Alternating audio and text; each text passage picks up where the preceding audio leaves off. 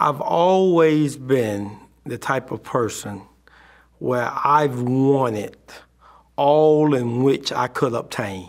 I've never wanted to be shortchanged in anything. And I've been that same way here in the gospel, and which really attracted me to the gospel of Jesus Christ.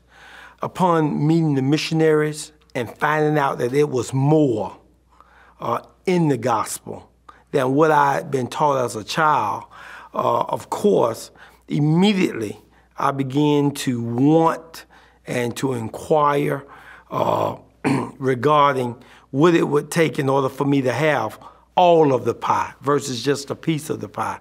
And so in meeting with the missionaries, finding out about the plan of salvation, finding out that there was a purpose why we were here, where we came from, and where we'll go from here, finding out that it was more in regards to scriptures, finding out that there was prophets, seers, and revelators and apostles on the face of the earth today, finding out that there were temples, finding out about families, that families could be together forever.